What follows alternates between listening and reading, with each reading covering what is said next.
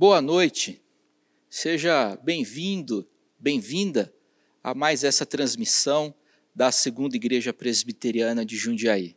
Seja bem-vindo ao nosso culto vespertino do dia 12 de julho de 2020.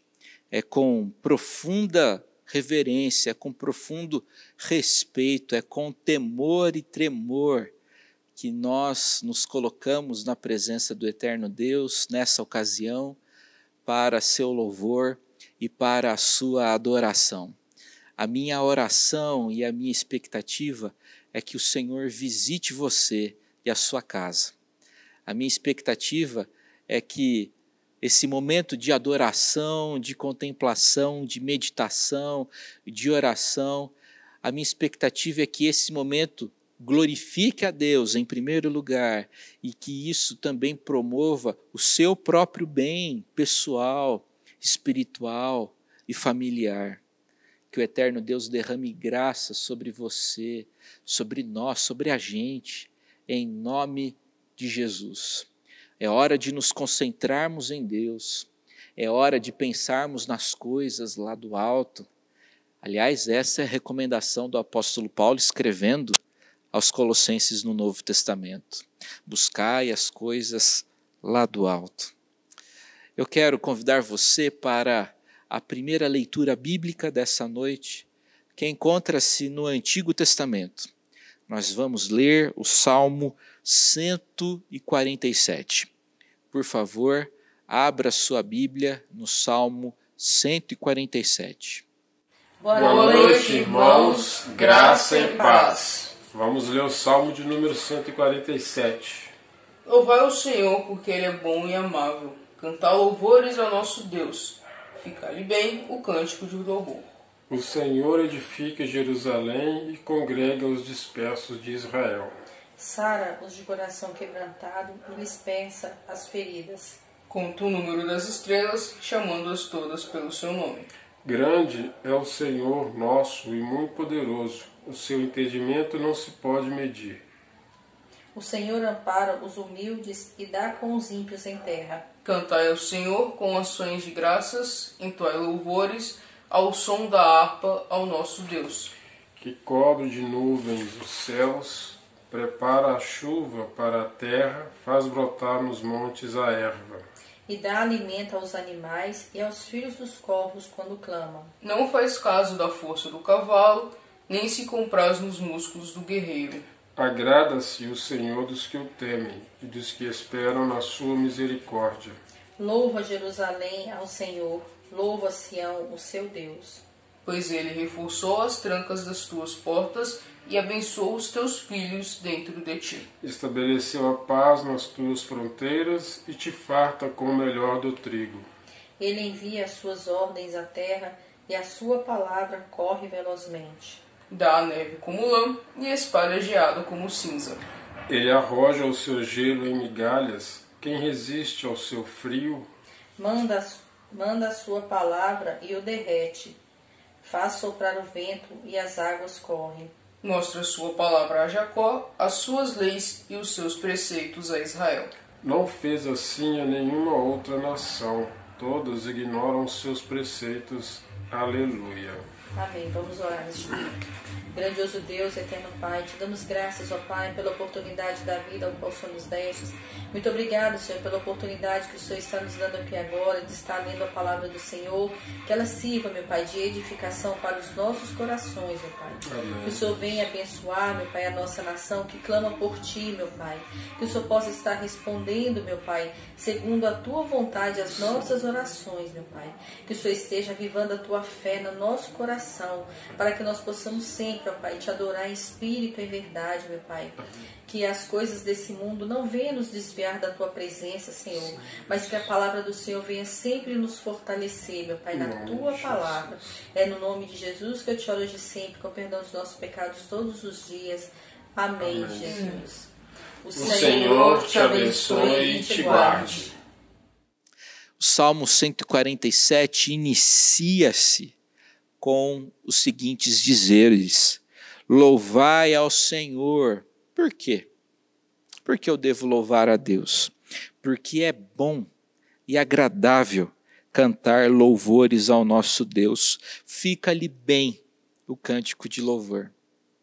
É conveniente, é adequado louvar a Deus. É razoável que a criatura adore o Criador. É o que vamos fazer nesse instante. Aliás, nós já estamos fazendo isso desde que o culto começou. Nosso principal objetivo é glorificar a Deus em todo o tempo. Vamos fazer isso nesse instante cantando uma canção. Vamos cantar aquele cântico congregacional que diz: Senhor, eu te quero. Senhor, eu te busco. Eu preciso do Senhor. Cante com alegria. Senhor, te quero.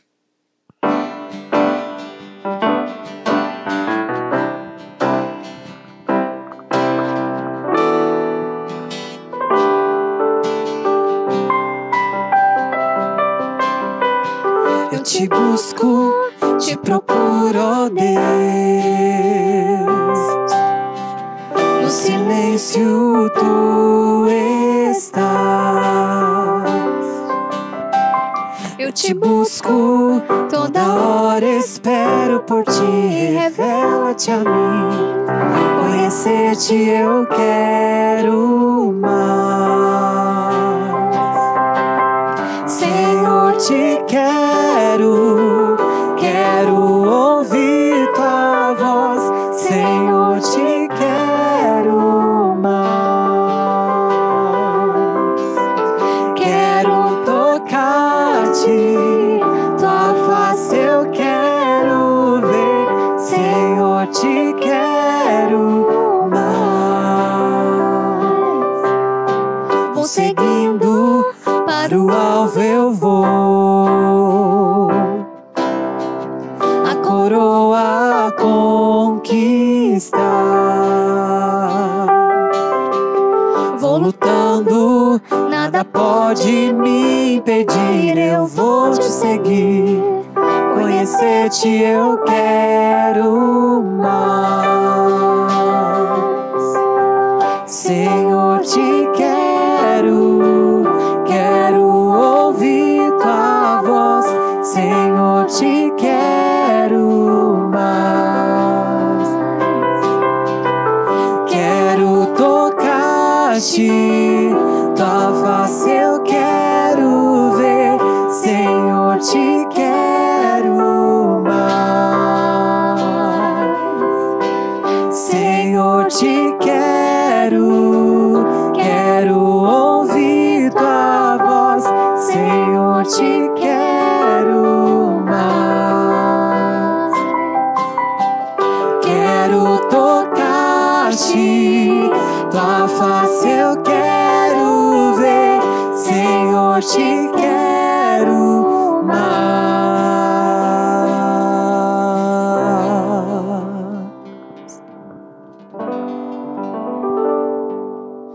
Lemos há pouco o Salmo 147 e quero recuperar e reforçar a mensagem do versículo 11. Agrada-se o Senhor dos que o temem e dos que esperam na sua misericórdia. Aqueles que agradam o Senhor são aqueles que o temem e são aqueles que aguardam, aqueles que esperam com perseverança e com paciência na misericórdia do Senhor. Nós estamos vivendo um tempo, enquanto igreja, enquanto nação brasileira, onde isso precisa ser praticado. Estamos esperando na misericórdia do Senhor. Não esperamos nos nossos próprios méritos. Nós não aguardamos retribuição por conta da nossa conduta justa. Nós não queremos que o Senhor nos retribua por conta dos nossos méritos. Afinal de contas, não acumulamos mérito diante de Deus, apenas deméritos. Nós podemos apenas esperar na misericórdia, na graça do Senhor. Eu quero convidar você para orar nesse momento, implorando misericórdia ao Senhor. Senhor, nós esperamos na Tua misericórdia. Nós não esperamos, Nós não confiamos nos nossos próprios méritos. Na verdade, não possuímos méritos. Nós não esperamos retribuição por conta de nossa reputação ou de nossa conduta muito elevada, pois, na verdade, isso não é verdade. Somos pecadores indignos, gente depravada, corrompida, comprometida com o mal e com o pecado. Quantas vezes pensamentos ruins e nojentos não nos ocorrem? Quantas vezes o bem que a gente deveria fazer, a gente não faz? Quantas vezes o mal que a gente gosta de criticar nos outros, quantas vezes a gente não comete esse mal? Ó Deus, tenha misericórdia de nós. O que nós imploramos ao Senhor nesse momento é misericórdia. Livra-nos, ó Deus, do nosso pecado, nos perdoa. E, ó Deus, cura a nossa nação, cura o mundo. Livra-nos, ó Deus, do mal. É a nossa oração. E nós a fazemos no nome poderoso de Jesus. Amém. Eu convido você para cantar agora uma outra canção. Essa canção diz que o Senhor é a nossa fortaleza. Vamos entoar essa canção com a certeza de que o Senhor está cuidando das nossas vidas. Vamos cantar.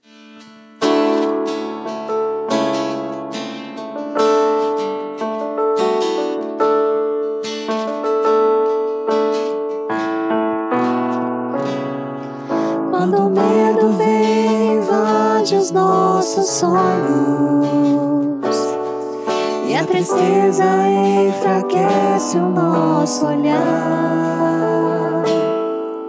Nos lembre que Jesus venceu a morte e enviou quem vem nos consolar. Quando o medo vem, invade os nossos sonhos e a tristeza enfraquece o nosso olhar. Nos lembre que Jesus venceu a morte e enviou quem vem nos consolar. Escuta nossa oração, entende nossa aflição. Confiamos no teu poder. Nos deixe ver a tua mão. Se para o sim ou para o não, te entregamos nosso viver. Tu és a nossa fortaleza, refúgio em meio à tribulação. Excede o nosso entendimento, traz paz ao nosso coração. Meu Deus, te damos toda a glória. Tu és Senhor da nossa salvação. Em tuas mãos está a nossa história. Aponta o caminho e direção.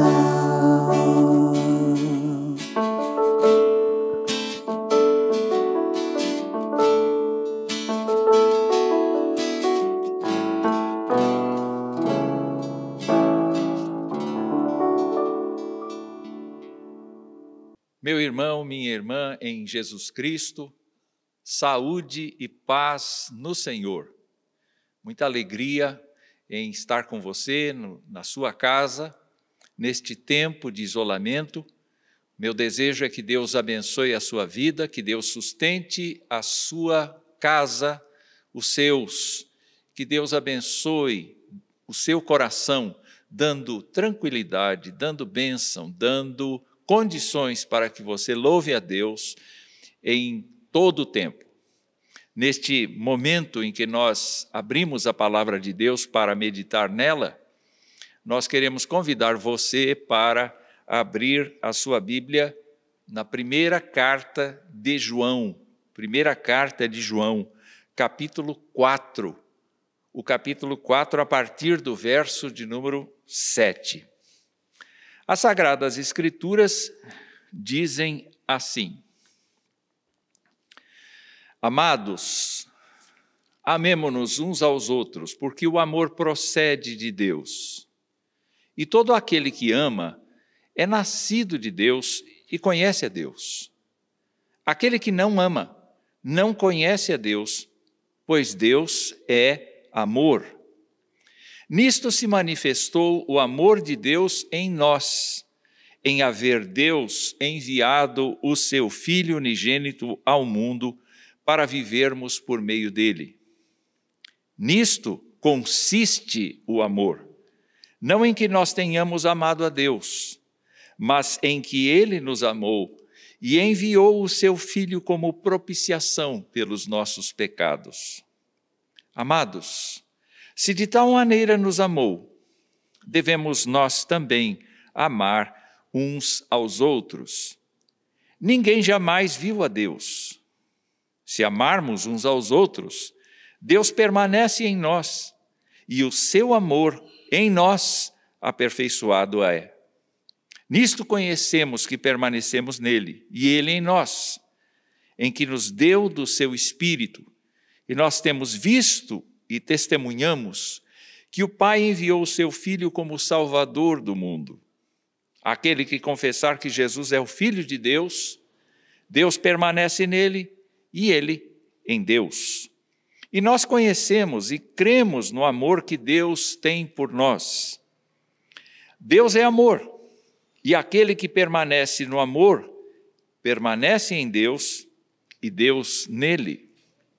Nisto é em nós aperfeiçoado o amor, para que no dia do juízo mantenhamos confiança, pois segundo ele é, também nós somos neste mundo. No amor não existe medo. Antes,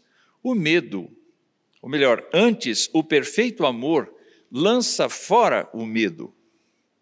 Ora, o medo produz tormento. Logo, aquele que teme não é aperfeiçoado no amor.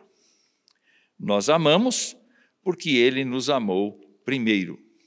Se alguém disser, amo a Deus, e odiar a seu irmão, é mentiroso, pois aquele que não ama a seu irmão a quem vê, não pode amar a Deus a quem não vê.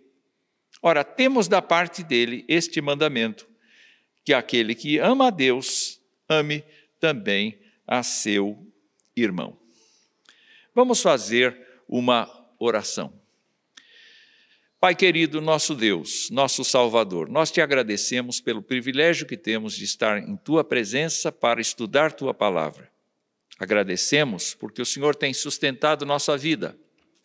Agradecemos porque sabemos que na tua providência o Senhor tem abençoado os lares desta igreja. E nós pedimos que o Senhor continue a ser favorável, sustentando a vida de cada irmão, cada irmã, cada criança, cada adolescente, cada jovem. Mas, ao mesmo tempo, estendemos nossos pedidos sobre a nossa cidade, sobre as autoridades, sobre as famílias que estão sofrendo ou as famílias que estão enlutadas. Suplicamos que o Senhor abençoe o nosso país, suplicamos que o Senhor abençoe as nações que ainda estão infectadas de uma maneira muito intensa. E nós suplicamos que o Senhor nos dê paciência e perseverança para crer que o Senhor é o Deus da história e que o Senhor está cuidando de cada situação de acordo com os teus planos eternos. Abençoa a reflexão da tua palavra nesta hora. Nós oramos agradecidos em nome de Jesus. Amém. Meu irmão, minha irmã, este capítulo de João, aliás, toda a carta de João, tem em mente a saúde espiritual dos crentes daquele tempo, especialmente diante de várias ideias, de várias misturas religiosas, de vários sincretismos que estavam acontecendo já na vida da igreja primitiva.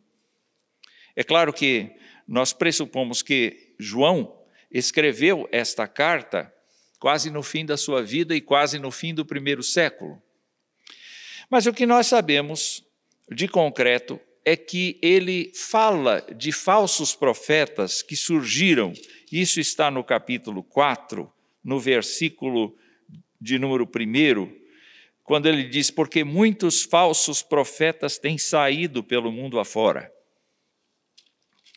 E diante da profecia falsa desses homens, desses pregadores, o que ficou claro para os estudiosos e para os historiadores foi o fato de que esses profetas falsos muito provavelmente estavam defendendo a ideia de um Deus impessoal, de um Deus que é transcendente e que não mantém nenhum relacionamento com a sua criação e nem está interessado ou mesmo capacitado para ajudar a sua criação.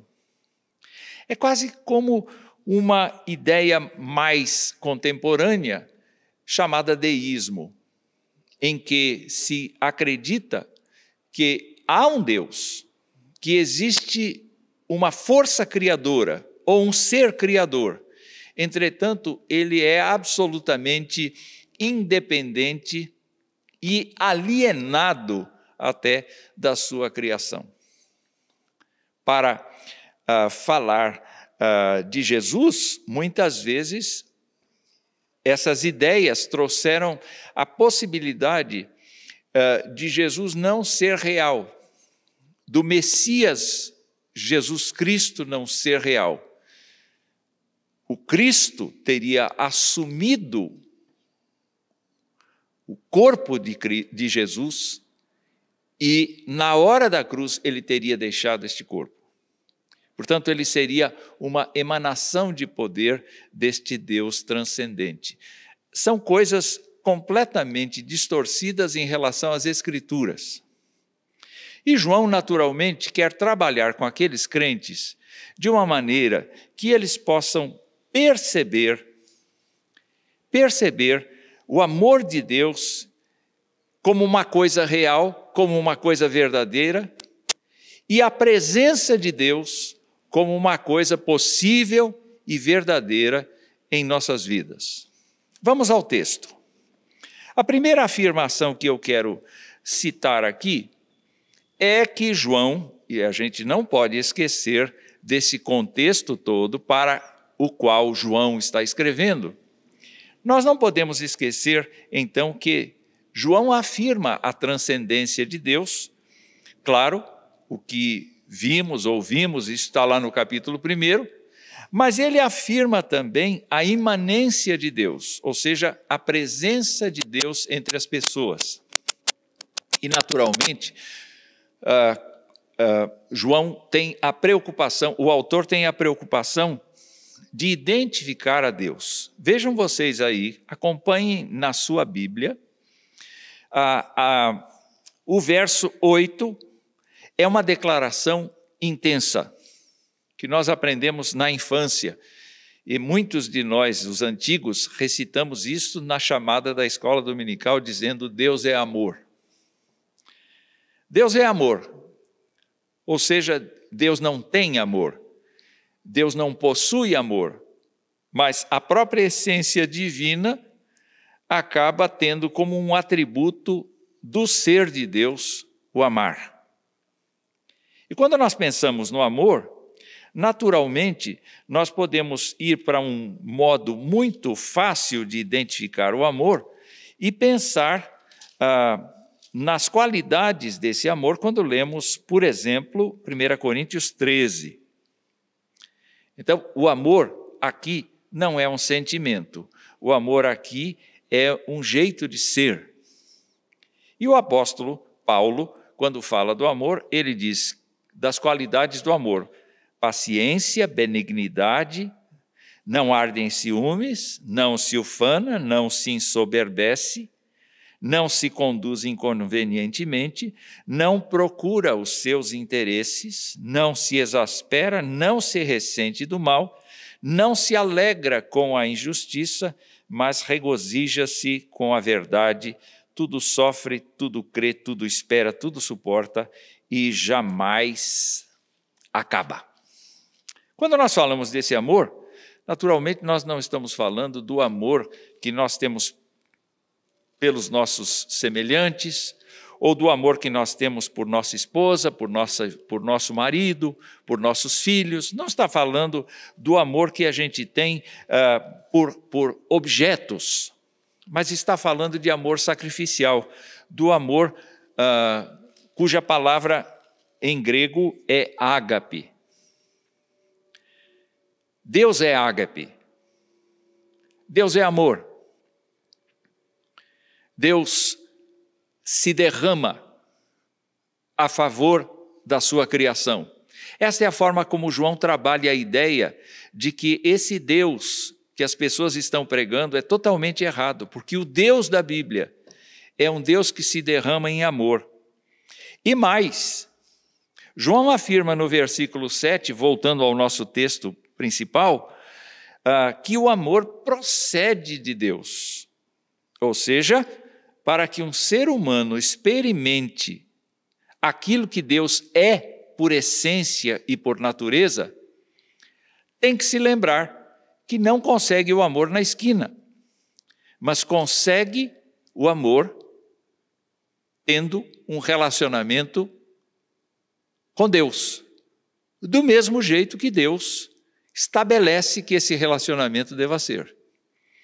Observe você, então, que João defende a ideia de que o amor de Deus é real quando ele estabelece no versículo de número 9 que o amor de Deus se manifesta pelo envio de Jesus Cristo à terra. Irmãos, foi uma decisão do Conselho da Trindade que Jesus Cristo viesse à terra. O envio é um ato de extrema liberalidade, de extrema benignidade, de extremo amor. A gente tem visto tanta violência, tanta coisa acontecendo no mundo. E é claro que nós, seres humanos, somos suscetíveis a essa violência, e quando nós vemos algo violento vindo na nossa direção, a nossa ideia é rechaçar. Pois é, todos os seres humanos são rebeldes e lutam contra Deus. Entretanto, na perspectiva divina, enviar Jesus Cristo ao mundo é porque os seres humanos não têm como escapar da justiça divina e por isso precisam da misericórdia do Senhor. Imagine você quando nós andamos pela vida e pensamos que Deus renova esse interesse, essa misericórdia, esta graça, e isto por meio do envio de seu Filho. E no versículo 9 diz assim, que ele enviou o Filho para que nós vivamos por meio de Jesus Cristo, para que nós tenhamos uma vida que Jesus Cristo tem, para que nós experimentemos o amor que Jesus Cristo oferece, para que nós saibamos viver numa nova realidade, que não o amor pessoal que nós temos, mas o amor emprestado de Deus, cedido por Deus, derramado por Deus em nossos corações. O versículo 9 falou para vivermos no meio dele, o versículo 10 falou de Jesus Cristo não apenas vindo, mas se tornando propiciação pelos nossos pecados, ou seja, Deus não contabilizando os nossos pecados ainda que a gente mereça.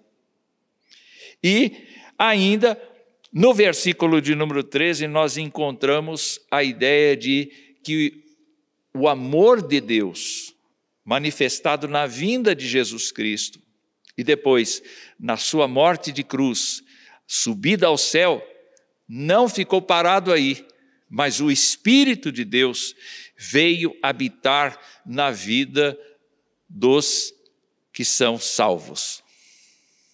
Justamente para que o amor de Deus seja uma realidade na vida deles. Assim, Deus, que é todo amor, Deus, de onde procede o amor, Deus, que enviou seu próprio Filho, não se contenta e não quer ficar alheio a nós.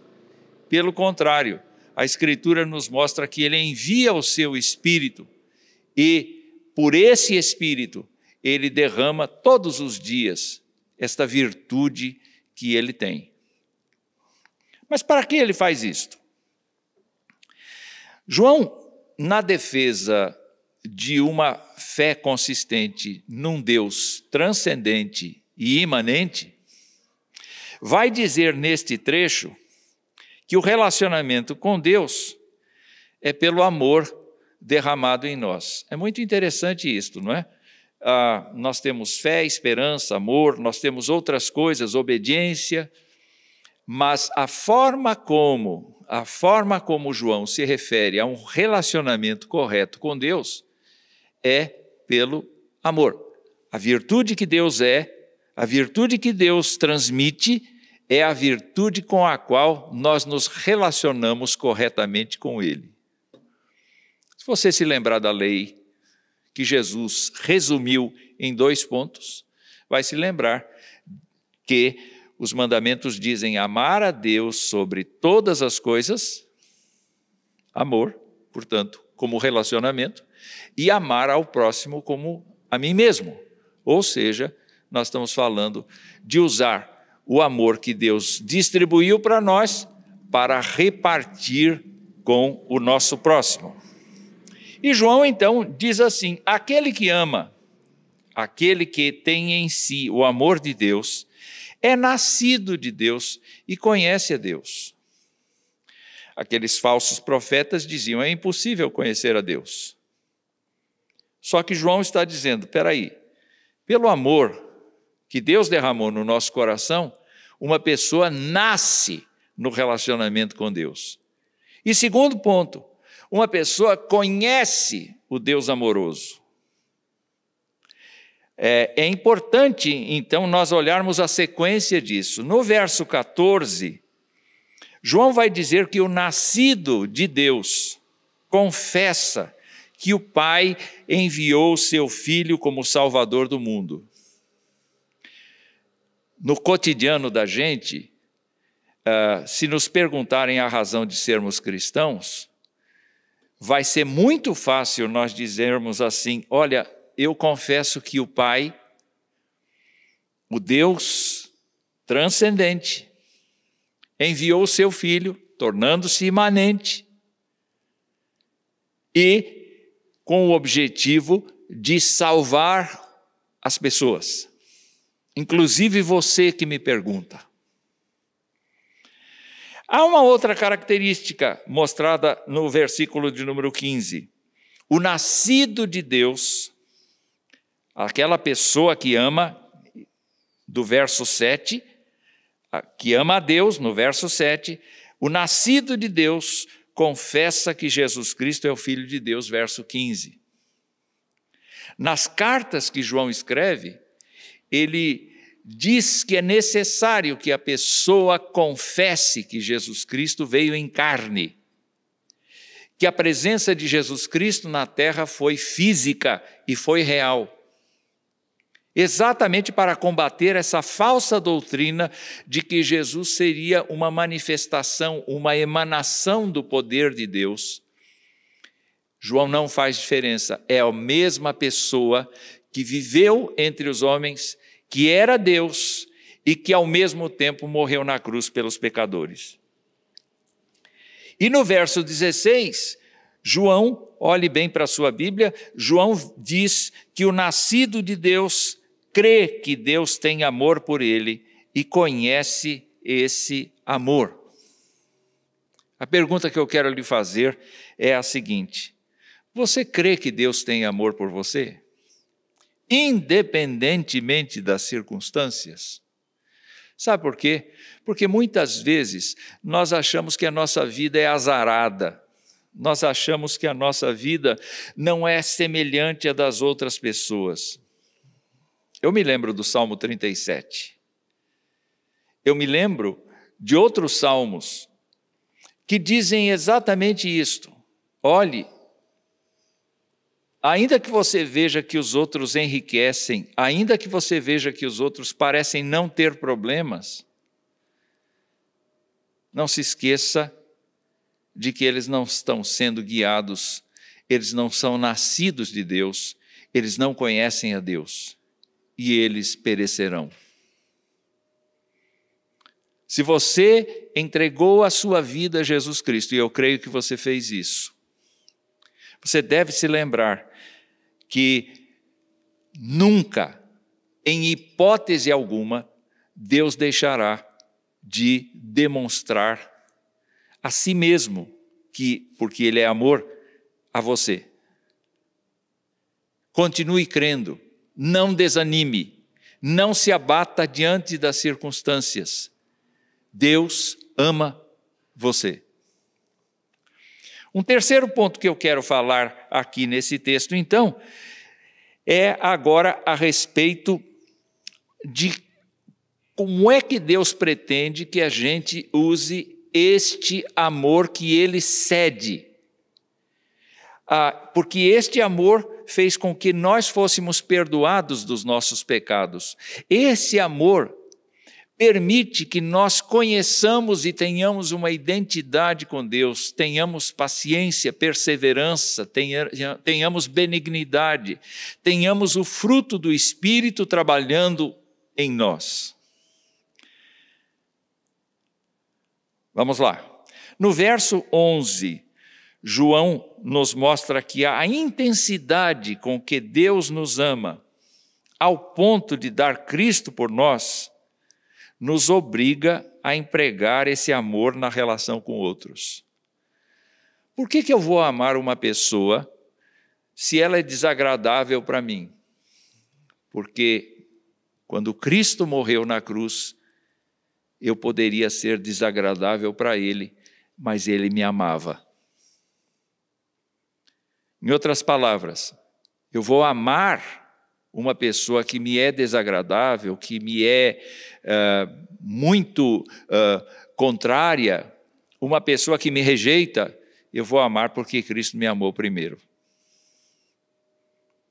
Eu não vou ter forças pessoais, não se preocupe.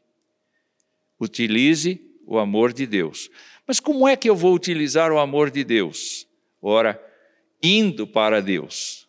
Porque na medida em que nós nos aproximamos do Senhor, nós somos encharcados por essa competência de amar os outros, de cuidar dos outros, de abençoar os outros, independentemente de recompensa ou de reconhecimento.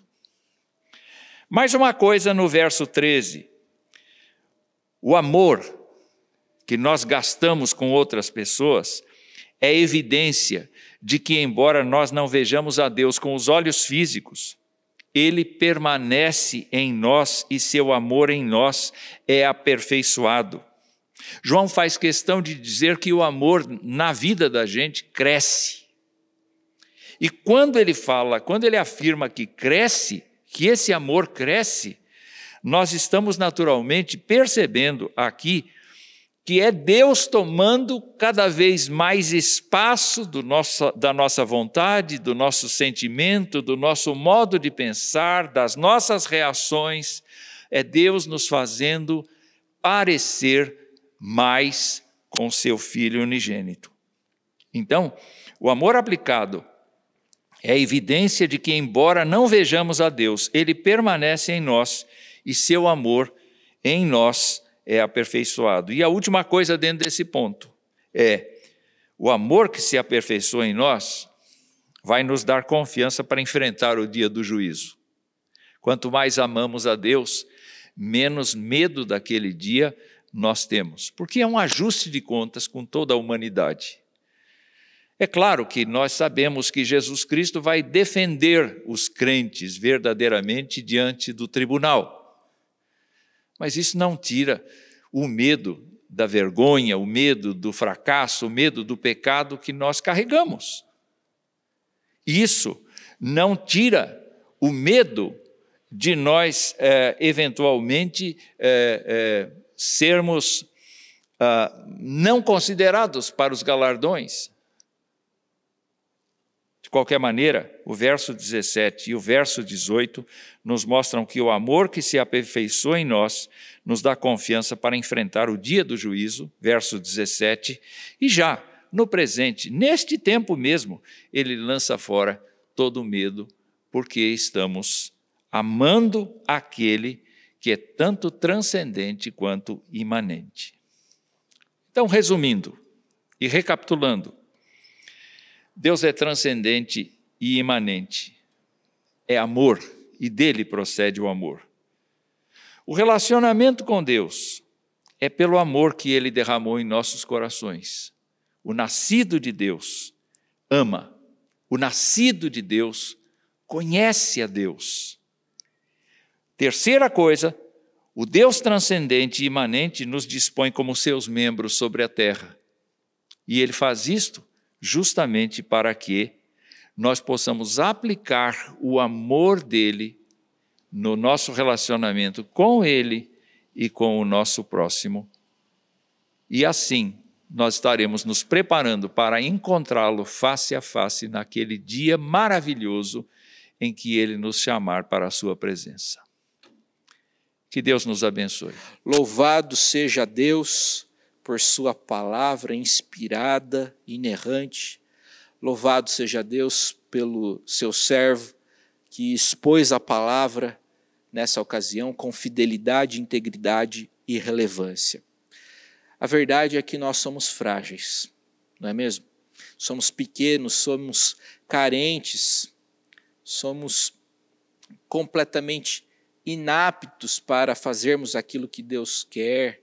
Precisamos de capacitação do alto e precisamos de fortalecimento do alto. É por isso que eu convido você a pedir a graça do fortalecimento, a dádiva da força que só Deus pode dar.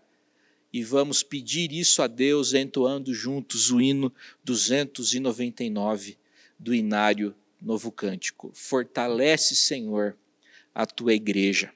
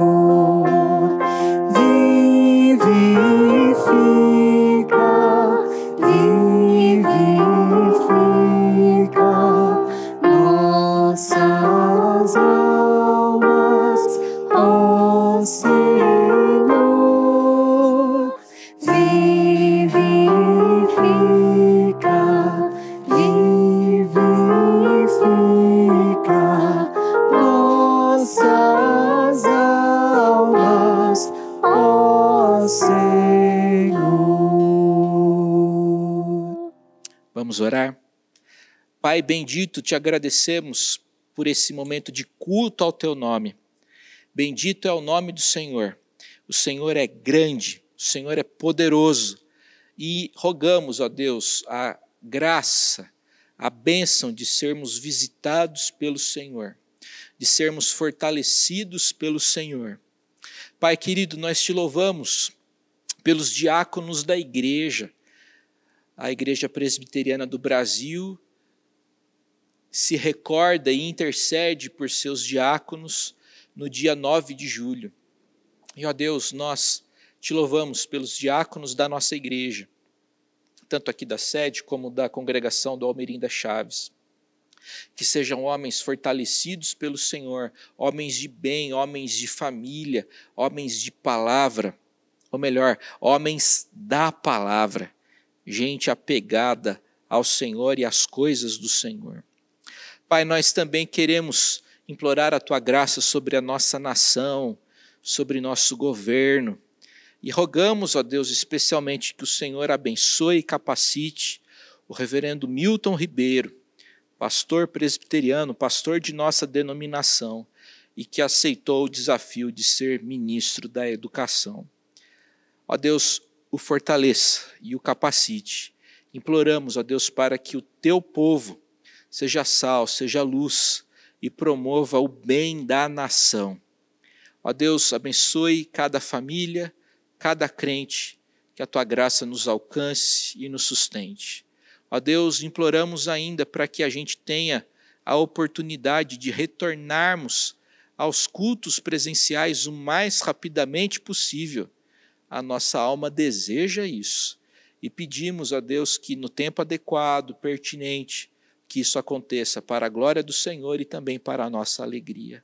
Nos dê uma semana de vitórias, nos dê uma semana de esperança, nos dê, ó Deus bendito, uma semana de fortalecimento, de graça. É a nossa oração no nome poderoso de Jesus.